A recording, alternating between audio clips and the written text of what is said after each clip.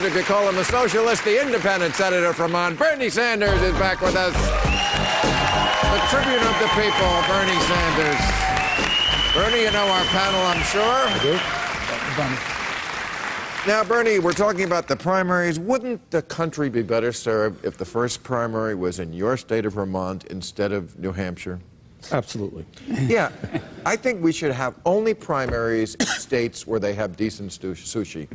I think that would winnow the field a lot, because I think when you have the evangelicals in Iowa followed by the, well, New Hampshire, you know, they're kind of flinty types, and then we go to South Carolina, I don't think you get a very accurate, you know, picture of who the candidate should be.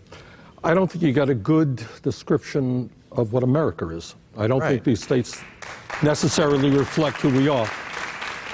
And I think one of the problems that I see in the Republican primaries is these guys are so out of touch with the reality that the American people are going through that it is really quite amazing. Yeah. We are seeing a middle class collapsing. We're seeing poverty increasing. We're seeing a nation in which the rich are getting richer, and we have the most unequal distribution of wealth and income of any major country. Do they have one word to say on that issue? No. We have 50 million people without any health insurance. We're the only country, major country on earth, that does not guarantee health care to every man, woman, and child is a right. You know what their solution is? Cut Medicare, cut Medicaid. You got Social Security, the most successful government program in the history of our country. A program which has not resulted in one penny of deficit for this country. And you know what they want to do? They want to cut Medicaid. They want to cut Social Security. They want to privatize these important programs.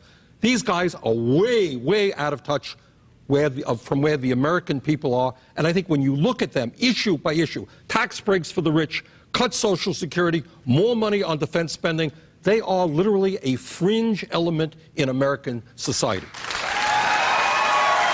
Okay, well.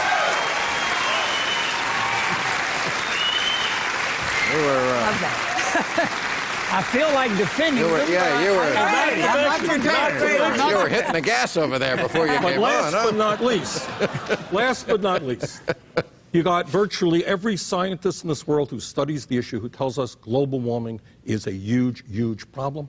We've got to move in a very aggressive way to break our dependence on fossil fuel, move to sustainable energy efficiency. These guys do not even acknowledge the reality of global warming. Well, I'm glad you brought up that reality issue, because it seems to me like Mitt Romney, I mean, Newt too, all of them to a degree, but especially Mitt, seems to have this idea that he could run against not the real Obama in reality, but this Obama that he makes up.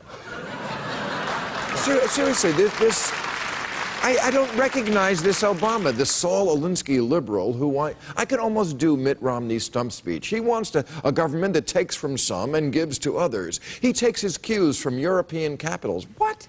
When did Obama ever say anything about this? He wants to slash defense spending. No, he increased it. You know, he just makes up this person. They don't want to run against a real person.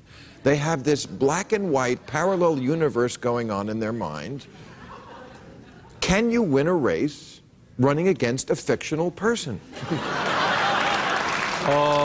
You can.